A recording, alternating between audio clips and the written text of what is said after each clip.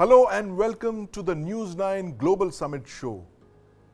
In a few hours from now, we begin our two-day summit with politicians, thought leaders, celebrities and sports stars. In fact, we've been counting down to this event with our special shows over the past week. We've covered business, economy, infrastructure, foreign policy and geopolitics as we track India's next big leap. Let's take a look. From fragile 5 to top 5, from a laggard to a leader, India under Modi has reimagined the world order. Presenting the second edition of TV9, What India Thinks Today. Summit theme, India poised for the next big leap. Listen to Prime Minister Modi unveil his vision for Viksit Bharat at News9 Global Summit, a TV9 network initiative.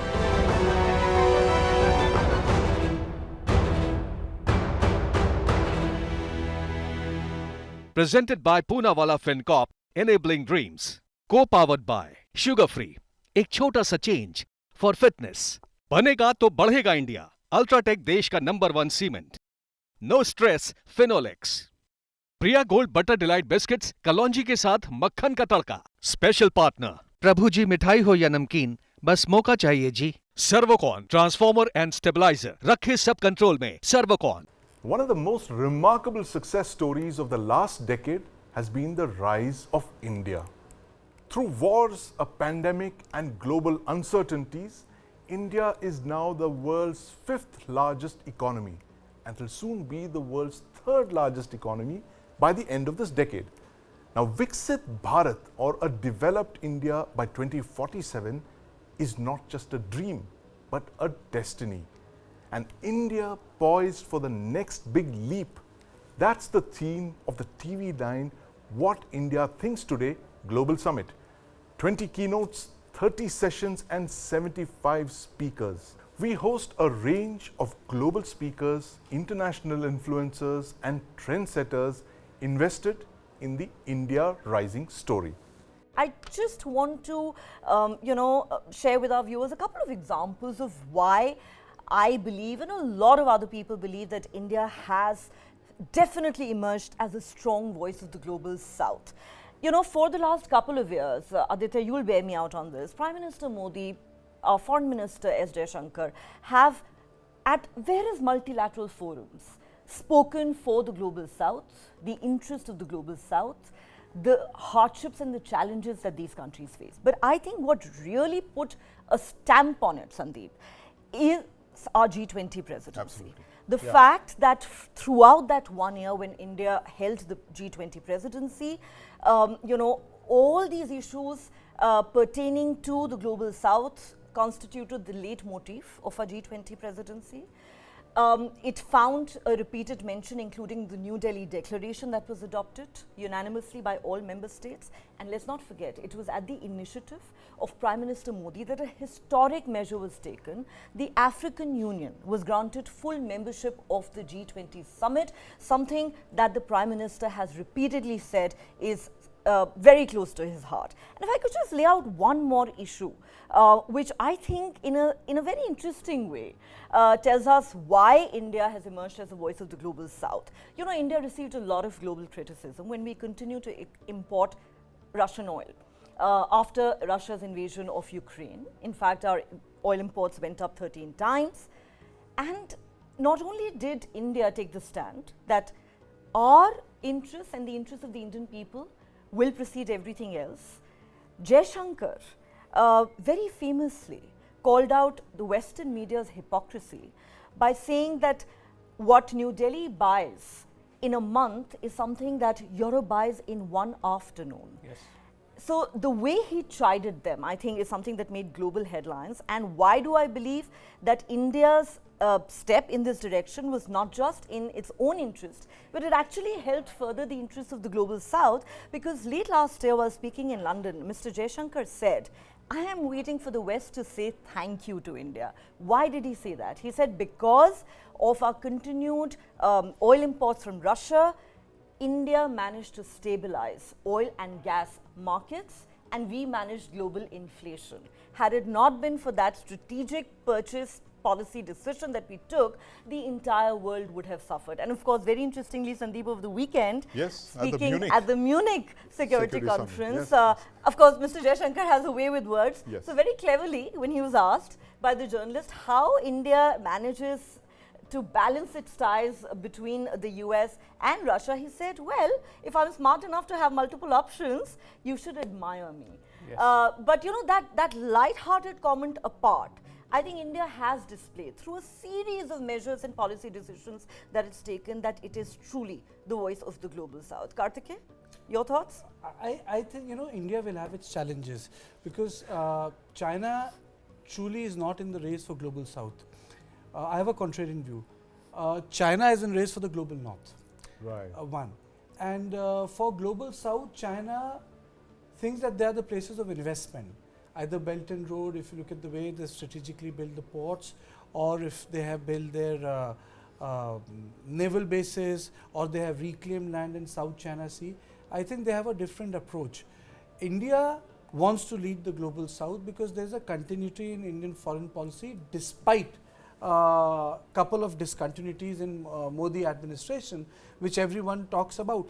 The continuity in the foreign policy, which very few people realize under Modi, is that despite redefining our relationship with, say, for example, Israel, or talking about strategic autonomy with Russia, or having a deep science and military-based understanding with France and United States of America, we have not become allies. Even Quad is not written in that language.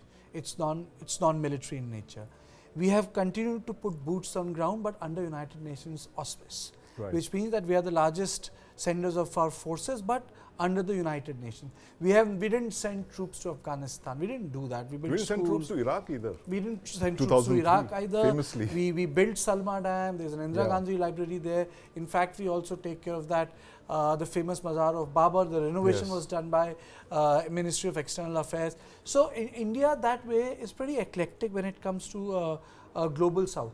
Our priorities are actually the priorities of the poor countries.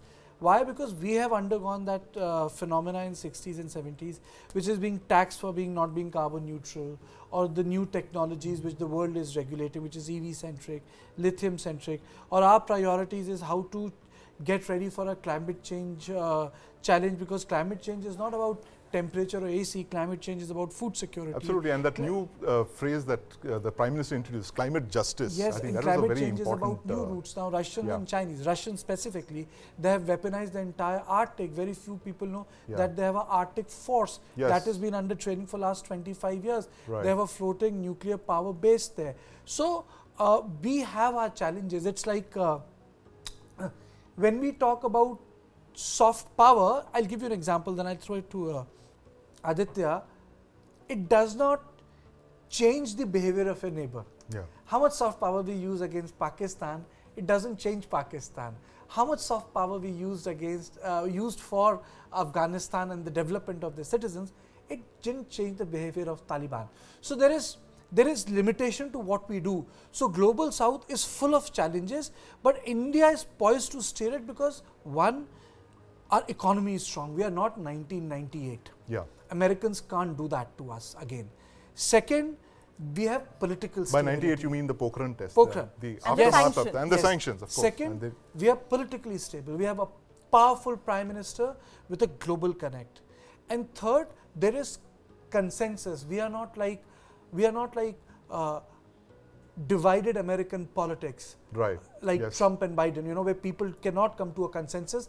There is a unity in domestic politics on certain foreign affairs issue, which gives great authority to Prime Minister Modi to take tough decisions. So we are poised well, but we have our challenges. One big reason to watch out for the News9 Global Business Summit is the fact that two very key people that we've been talking about who've literally shaped our foreign policy in the last decade. It's Prime Minister Modi and Foreign Minister S. Jaishankar are going to be there, and we're all going to be eagerly looking forward to what they're going to be saying there. Aditya, what are your thoughts? What would the Prime Minister talk about at our summit? You said it, Sandeep. It's the best, it's the biggest, and it's only going grander. This is the second edition of What India Thinks Today conclave. We were there for the last conclave where We had the David Cameron, who was the former Prime Minister and now the Foreign Minister. And the Foreign in Minister, UK. yeah, exactly. Look how politics changes in 2 years. Yes, we had the UNGA President Abdullah Shahid. Yes. We had a range of speakers from the Indian politics, from cabinet ministers and several others. And this time around,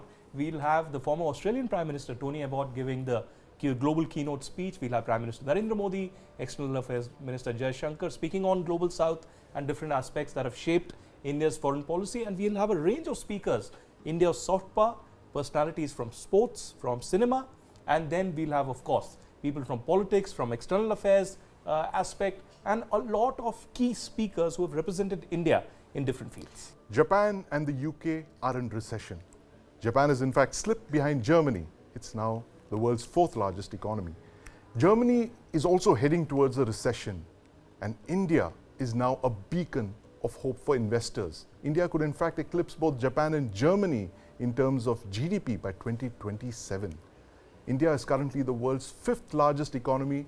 It's the world's fastest growing large economy. The growth is projected to reach 6.2% this year. The Indian economy today is firing on all cylinders. And that's also the overall theme of our What India Thinks Today Global Summit. India poised for the next big leap. Hi Sandeep, thank you very much for that. India poised for the next big leap, and world is looking at India as a shining example to discuss India's growth story and what is in store as far as a world economic outlook towards India and India's growth is concerned. As TV9 prepares for that mega global summit, I want to come to you, Rakesh, first. Why is the world looking at India when it comes to growth? What has India got to offer? There's such a tailwind surrounding India that it's very difficult to locate a negative when one talks about the India story today. For me, I have categorized this as a 4 I story, followed by 1 D and 1 F. I'll just explain quickly so that we decode the India growth story. Remember the Incredible India campaign that we launched in regard to tourism? I would call it now the incredible bullish India story. That's how the world is looking at it. It's truly incredible. Coming to the 4 I's, it's infrastructure, investment, inclusion, and finally, it is indigenization. That's Make in India. Building Indian companies, giving them the strength to stand on their own feet, not only domestically, but in the global arena. We haven't yet reached there, but the aspiration is quite right. These are 4 I's, which are the 4 key pillars of India growth story. That's how the world is looking at. In this, these 4, to my mind, inclusion is the biggest takeaway for the world at large. Now I come to the big D, which is digitization. That's again a global template. In a very short span of time, India has fast-tracked its growth journey using digital as the architecture, as the pivot, as the lever. And then 1F, which is the federal play. See, we have a case today in India where we have a very strong center led by the Prime Minister Narendra Modi, who is making his bid for the 3rd time and who is going to address the, What India Thinks Global Summit as the summit keynote. And we have very strong states. Even the weaker states have an aspiration today to become the leader. So the laggard to leader story, for instance in Uttar Pradesh, is such a remarkable story. Bihar is also making its momentous changes. We have challenges there, but every state is competing and collaborating and converging on this big story called India poised for the next big leap. Absolutely. Yeah, and in fact, I want to add one more alphabet to that. Yeah, please. C. That's the big C, the I plus C, the India plus 1, the China plus 1, and 3. We are looking at the figures coming out of China. Right. 80% contraction in FDI. It's the lowest in over 3 decades. That's right. Is that a big opportunity for India to fit in the China plus 1 strategy? Absolutely, without any doubt, Sandeep. Just to add a couple of things to what Rakesh was saying, if you look at the big picture, there's also a decadal momentum that's behind India. And there's the other half of the story is basically geopolitical movement. Because if the world is looking at India because they have run out of maybe options in other parts, which were until recently an option for them, and now suddenly India is looking better in comparison to those options, right? So that's exactly what's happening. You talked about China, FDI dropping to a 30-year low, unprecedented real estate crisis, which has been building up over decades, but it's finally come to a head. Aging population, productivity drop. So the best of forecasts, whether it's IMF or China's own internal, independent economists, they are looking at least 5 to 10 years of a slowdown ahead of China. Now, there is no other large market which can take up that space. If you look at India, that's the only market which can fill China's big shoes. So China has been a modern miracle, no doubt about it. But I think the formula in which they built and grew at a breakneck pace over the last, let's say, 3 decades, that's now probably come to a full circle now. So I think that's run out of steam. India, on the other hand, we have never excessively built or, we have always been fiscally prudent as a country. We have not overbuilt infrastructure. Right. In fact, there's a huge scope for infrastructure growth even now, like Rakesh was mentioning. One of the I's that he mentioned was, infrastructure. Unlike China, we have another D, which Rakesh, also wanted to mention, but this is a demographic dividend. We have a huge pool of young talent, of labor force, which is available. So you're not going to run out of any kind of productivity challenge. So which is why the world is looking at India now as a manufacturing base as well. I think the more important issue, Sandeep, which we tend to underplay is also, that India is not seen as an aggressive, hegemonistic country. Like, unfortunately, China has built itself up, at least under Mr. Xi Jinping.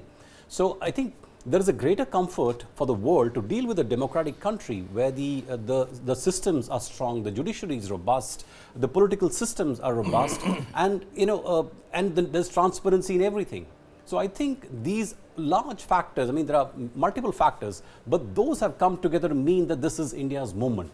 And this is what India is going to benefit from, not just for the next 5 years, but I think going forward 15, 20 years, perhaps. So this is a tailwind which Rakesh was mentioning, which is very clearly behind India right now. In fact, Mr. Khar, this is exactly what we're going to be talking about in WITT. We can't really wait to hear what our speakers have to say. You must tell us about the thought behind this WITT, the summit that we've planned, the global summit, and the reason for it to be timed now, so close to the elections. It's literally at an inflection point in this government's tenure. Well, purely from an investor's perspective globally and in India also, when they do this risk management, it's called, the first and the foremost factor is not return on investment, is basic guarantee, if I can borrow that phrase, on the investment that they made. Right. We have had some really bad decisions. Vodafone, retrospective tax, some of the companies earlier, even after the reforms in 91, Cogentrix had to move out because a counter guarantee was promised to them. Then we thought that counter guarantee is too much a pressure on the fiscal balance sheet of the country. So then it was withdrawn. So Cogentrix left India. So in that sense, continuity is very, very important.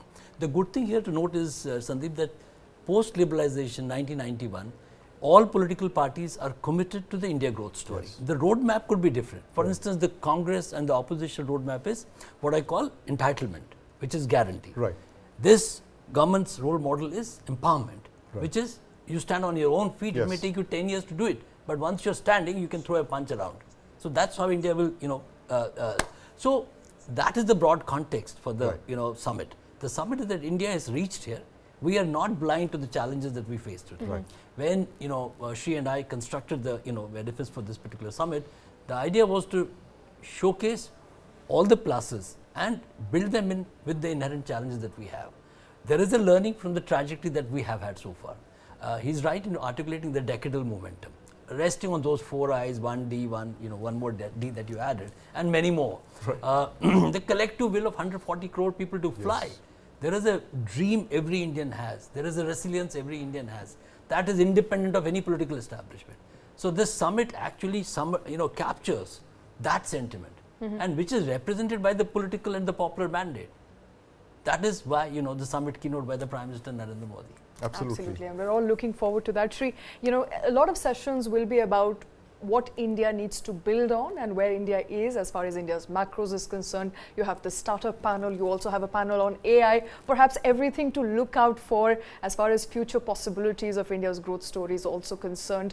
Tell us a little bit more about the thinking that went behind when you were deciding on these panels. What was the thought process like? Well, so obviously, Shweta, there was a big team that worked on it, starting with our MD, Rakesh, me, other editors, a lot of other colleagues who went and put their heads around to what should it look like, because this is only the second time that we're doing the What India Thinks Today summit, and we wanted it to be bigger, better, bolder, with new innovative themes, with global speakers, give it a large global flavor.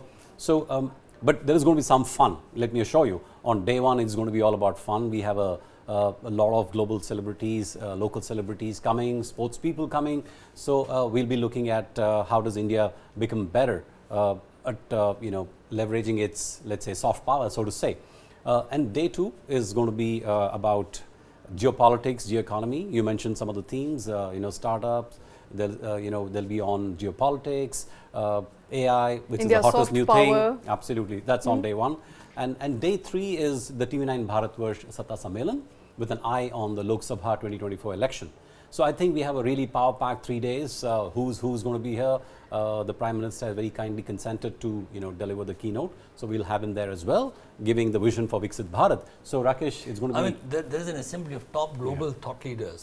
So what we have done is global minds, betting on India, Indian policy leaders across political spectrums, and domain experts. So, for instance, AI. We have a panel where there are people who are working on AI and driving their agendas in top companies from Reliance to Samsung to Microsoft.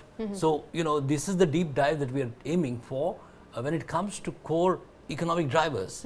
And in the geopolitical arena, again borrowing a phrase from the Prime Minister, we have coined one of the sessions, Not an Era of War, where we are looking at how the world is looking at India in terms of, constructing a new narrative, not just for India, a narrative which borders on mutual growth, inclusive growth, not just for India, but for the 8 billion people living on this planet.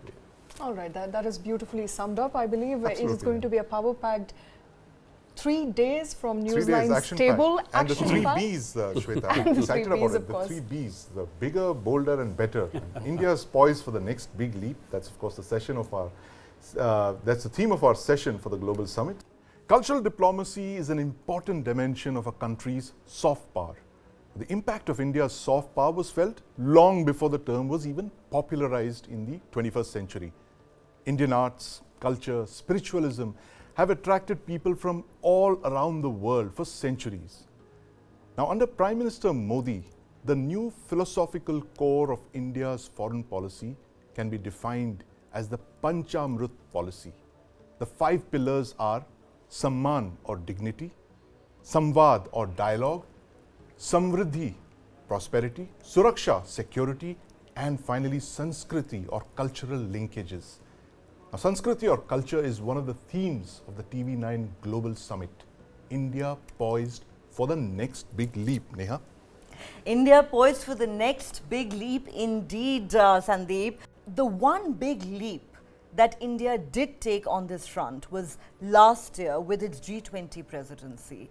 A lot of people felt that that was India's big moment in the sunlight.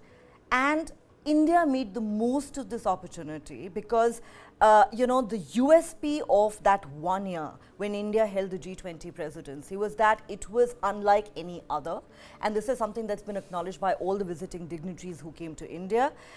The government of India went out of its way to sell it as a people's presidency. It wasn't just a bunch of world leaders coming together and talking about,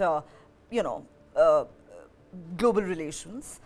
This was actually an opportunity for the people of India to get involved. Absolutely. The government decided to take it to small towns, small cities. They Starting were with massive, Jammu and Kashmir. including Jammu and Kashmir, Yeah. a place where you couldn't have imagined an international event on such a scale taking place with global dignitaries coming. And that was India's true, cultural heritage and smart power on display. If I could just bring in my colleagues Kartik Malhotra and Kartikeya Sharma into this conversation at this point. Kartik, if I could come to you. As Sandeep rightly pointed out, India's soft power is something we've talked about for eons now. For a long time we've been saying Bollywood has been India's biggest cultural export. Look how popular it is, how big India's cinematic stars are, from Raj Kapoor to Amitabh Bachchan to Shah Rukh Khan. But now we're at a stage where we've gone far beyond just Bollywood being popular or, us being a major cricketing power in the world. We've gone way beyond that in the Modi era, haven't we? I think there are a couple of issues here. One, what is a soft power? Is it a product or a process? One, do you pursue soft power consciously? There are people who believe that Modi's answer or Modi's approach towards soft power is a little bit like smart power, a bit of hard power and a bit of soft power. The book which Jaishankar wrote, there was a very smart line which said that we prepared for the change in Delhi, and I was asked to take care of the arrangements for the rally which took place in the stadium.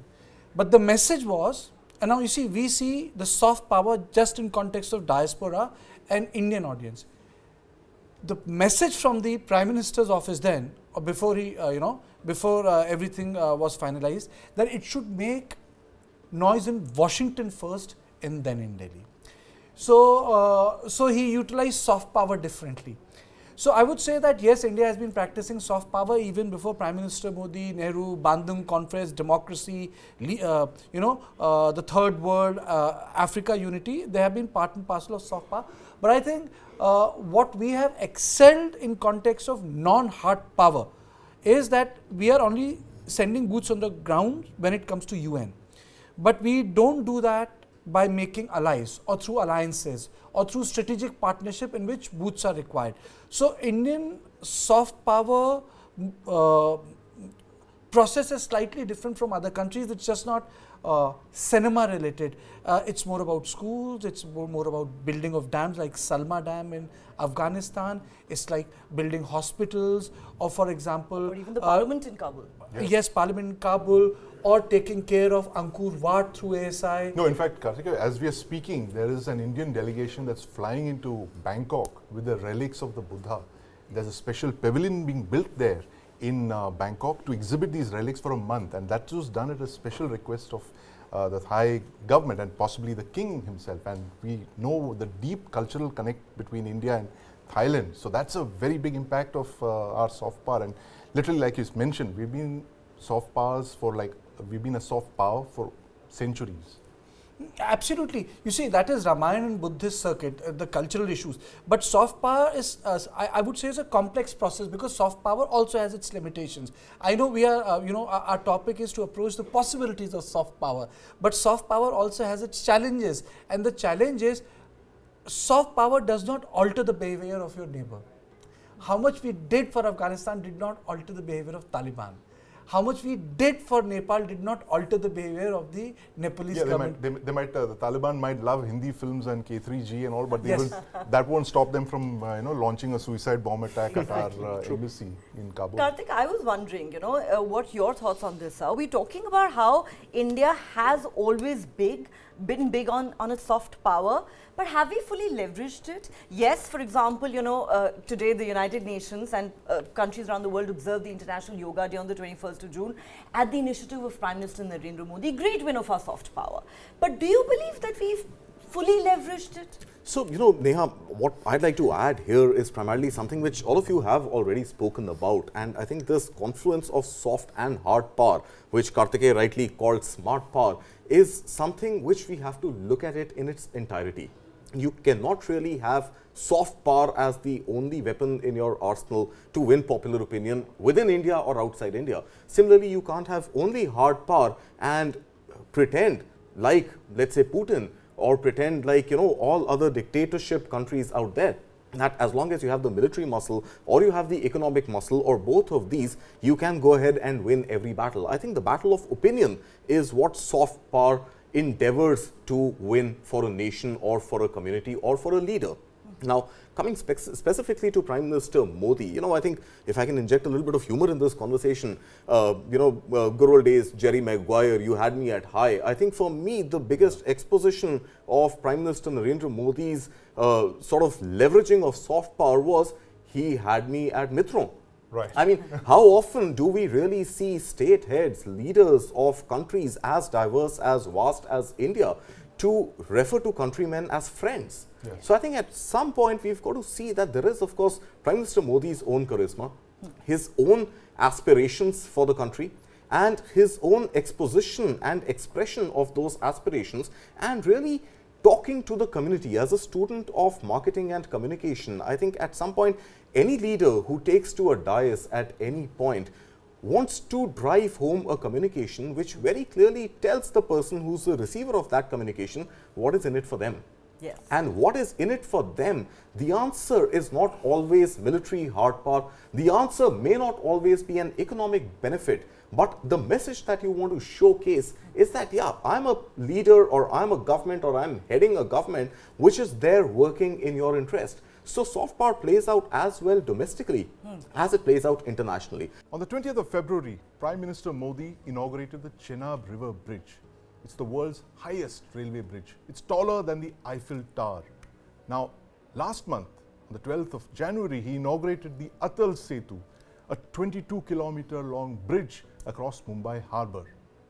Now, one of India's biggest achievements over the last decade has been the explosive growth in infrastructure, the creation of resilient infrastructure like bridges, roads and airports that are powering India's economic growth. And all of this has got a focus like never before over the last decade. The government plans to spend over 96 lakh crore, or over $1 trillion on infrastructure by the end of this decade to boost jobs and the economy. Krishna? Right, that's right. And that spending that you're talking about over the next 6 years till the end of 2030 is more than double of what India as a country has spent on infrastructure over the course of the last 5 to 6 years since 2017. It's an important moment that we are in the middle of, and for two reasons. One is this big infrastructure push to all the physical infrastructure that we've been talking about, which is boards, ports and airports and bridges, and then of course the all-important digital public infrastructure as well, from Prime Minister's Gati Shakti to the great digital public infrastructure that India has developed, a model that the world should follow, from everything from UPI to FASTag. We are at the cusp of this infrastructure explosion, isn't it? Absolutely, Krishna. We have to see it in two distinct modes. You rightly put it as two key buckets, but the kind of investment that this government has made in hard infrastructure, if I can call it, the digital infrastructure, I'll come in a minute. Yes. This is unprecedented. And the beauty about that is that you mentioned Chenab, Sandeep. The way the infrastructure has been built, the physical infrastructure has been built, has a very, very democratic approach to it. Yes. We do remember the railways as one big infrastructure spending over the decades post-independent India, but every spending by and large was linked to a political milestone, and not in this case the right milestone. It was the political address. So if the railway minister happens to be from, say, a particular state, that state will have a massive skew.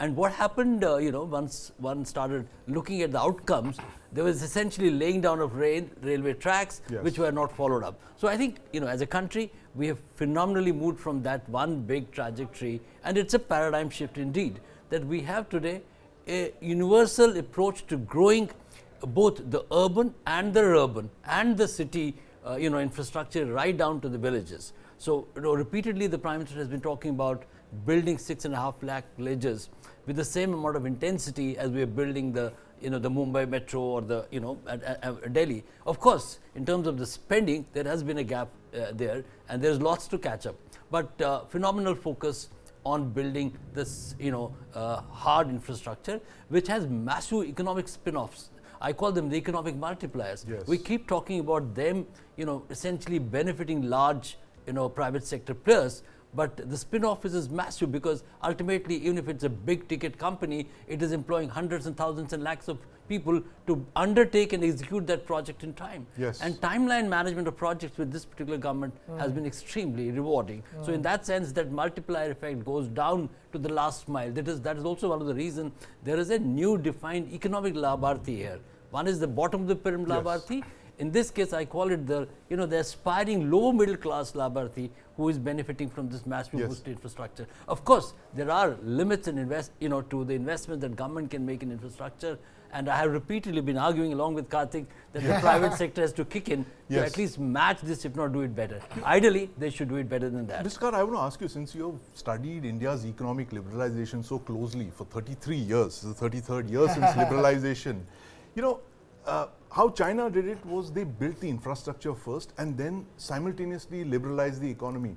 In our case, we are talking about roads, bridges, railway lines, airports 3 decades after they should have been done. Why? What explains this? Was this that political thing that you were talking of, that fragmented No, approach? I would say that reform still continues to be one of the key landmarks in India's economic journey, and I would say even the political journey. Unfortunately, the politician who did it didn't get his credit. That is the former Prime Minister Narasimha Rao. He finally did. He finally did this year with the Bharat Ratna. Posthumous credit is no credit to my mind, but yes, in symbolism it did. Right. The fact of the matter is that India is not one homogeneous market. Right. It's not one homogeneous entity. Yes. Even today, we'll have to admit there are patches of huge growth. Yes. There are equally large swaths of land which are not yet developed. Right. So it's not going to be an overnight miracle that will change it. Right. And the model that we didn't follow rightly from China, I would say today, looking back, I mean, I was covering automobiles that time, Yes. working for the Pink Daily.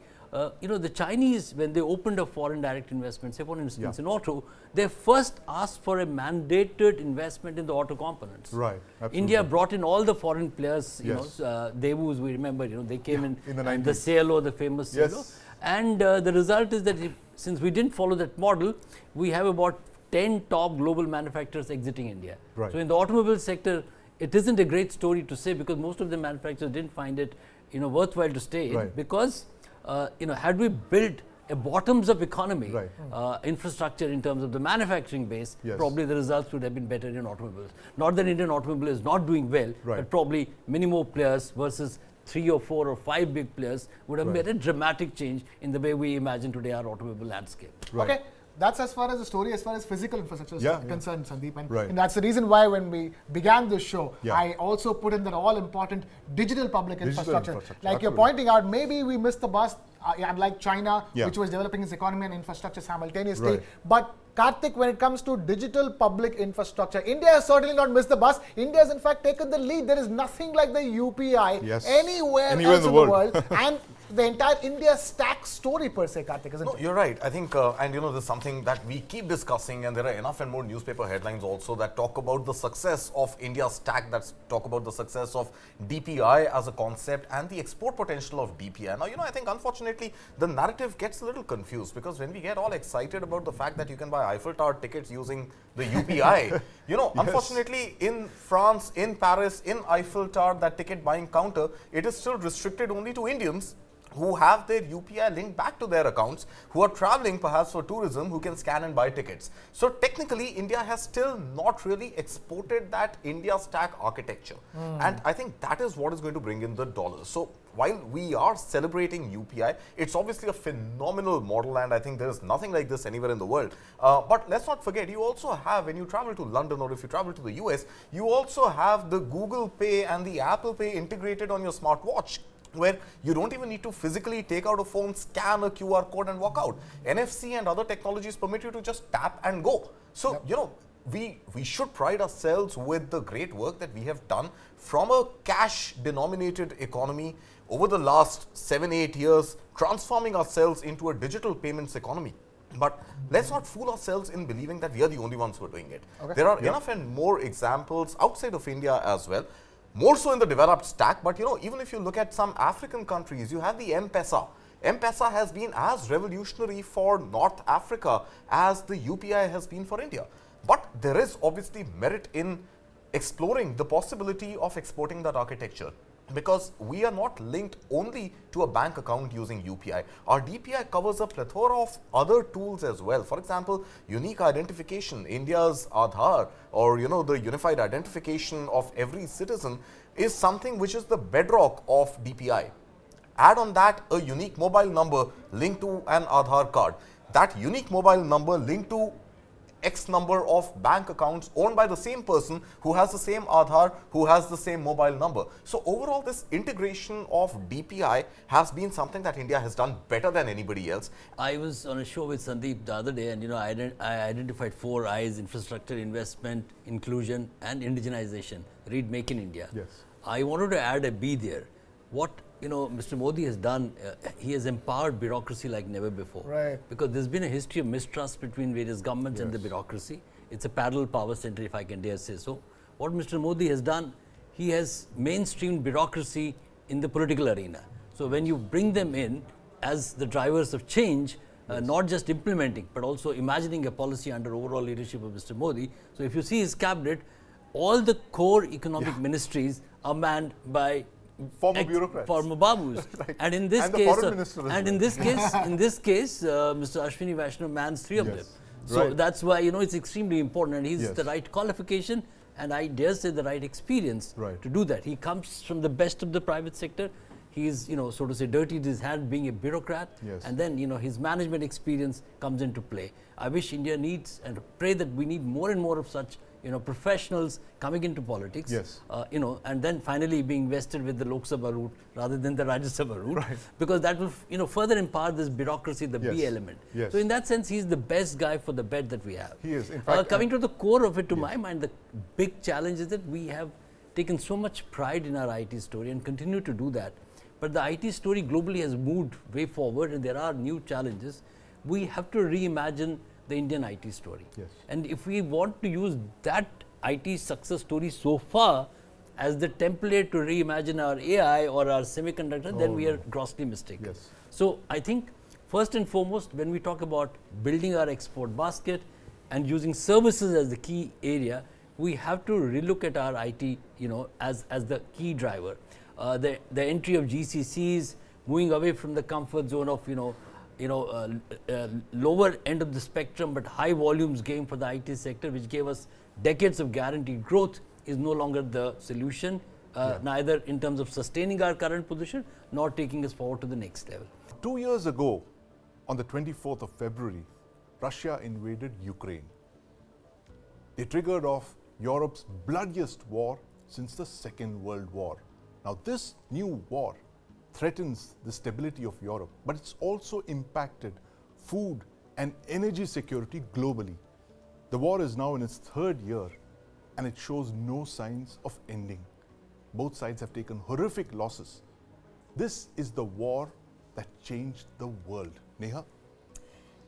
A war that changed the world, Sandeep.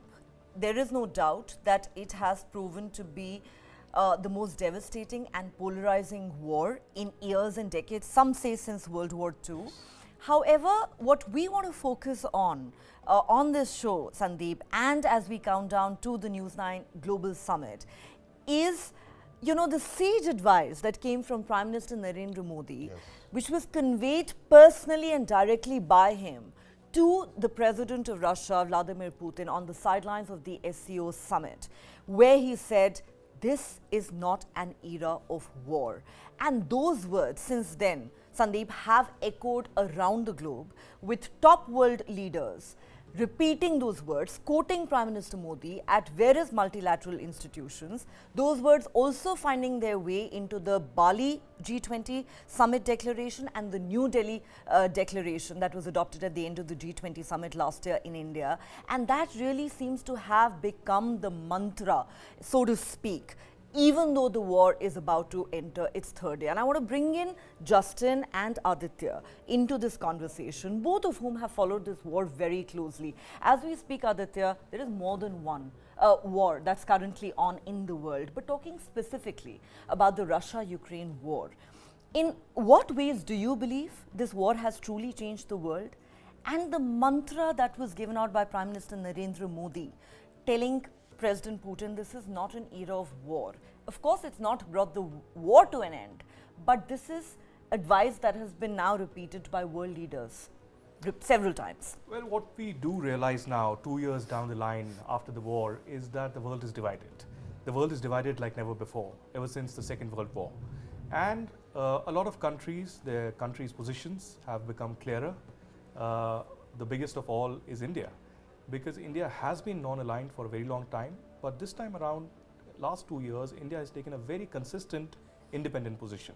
And this means that a lot of countries are upset, a lot of countries are watching India very carefully, and perhaps provoking as well. We've seen that from the very beginning, that Prime Minister Narendra Modi has been engaging with both Vladimir Putin and the leader of Ukraine.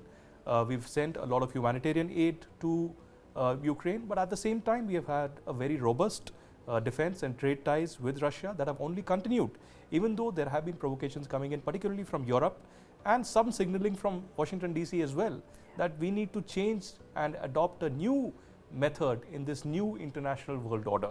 But India has stood its ground. India has conveyed to the Western countries that India will look at its interest first. India's interest is paramount, and if Europe can look at its own interest, why won't India? And that's why it is amply clear that India has also become the voice of the global south. And that is also becoming amply clear in these last 2 years. The various summits that have taken place, India's positioning globally on different issues has become much more redefined, much more robust, and the foreign policy of the country is also at a paradigm shift completely if compared to last 10 to 20 years. So at the News9 World Summit, we will be discussing this threadbare. In fact, the first 2 sessions of the summit begin with former Prime Minister of Australia, Tony Abbott, in fact speaking about this.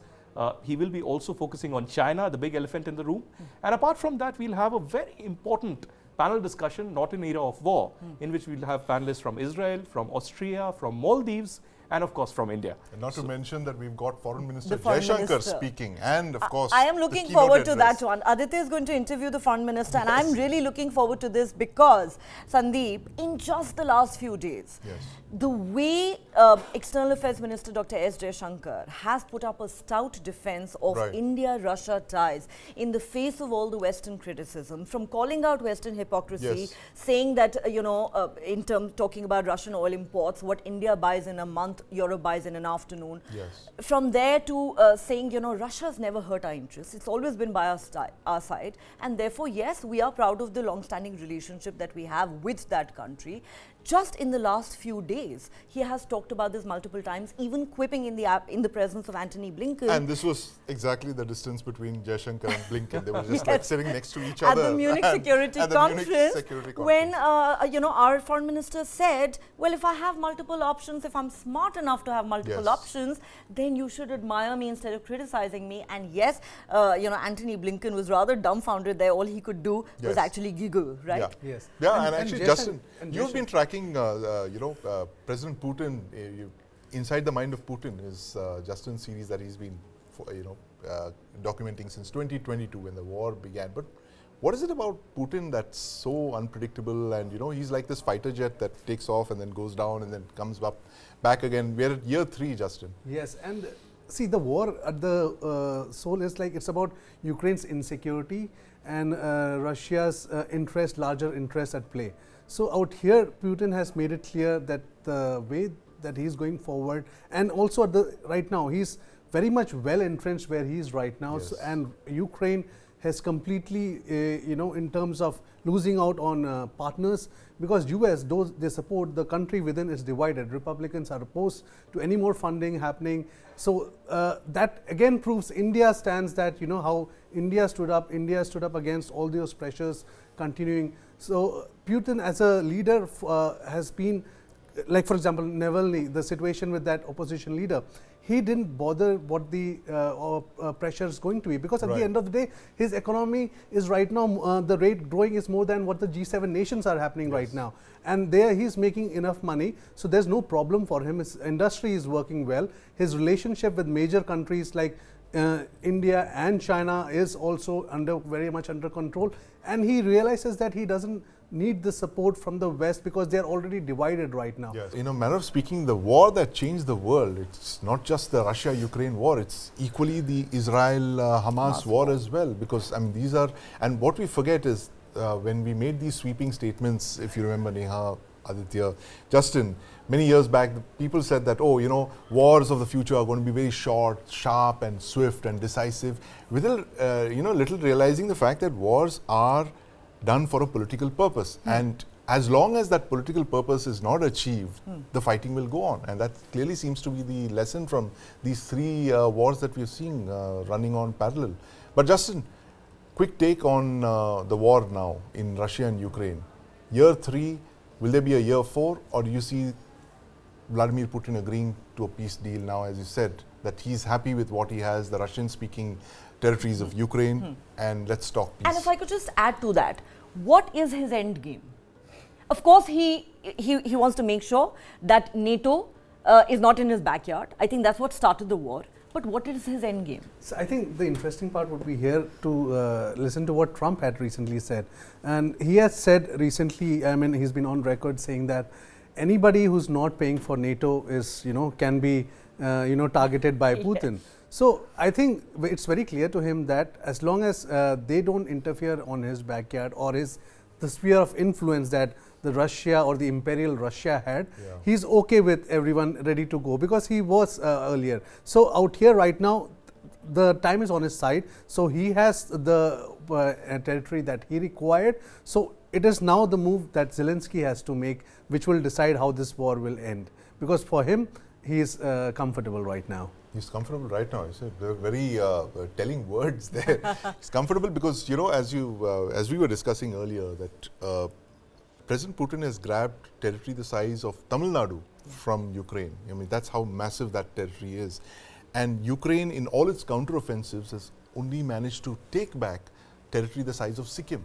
So that's the kind of imbalance that you're looking at. And now that territory that Russia controls is being protected by the Russian Federation and all its nuclear weapons, which is why you now see President Putin flying around in nuclear-capable bombers, that he's, you know, signaling to the rest of the world, listen, this is stage 3, or, you know, this is what's coming next if you don't talk peace now. Get Zelensky to sit down with me. You can catch our exciting sessions at the Global Summit on this channel and connected televisions. Thanks for watching.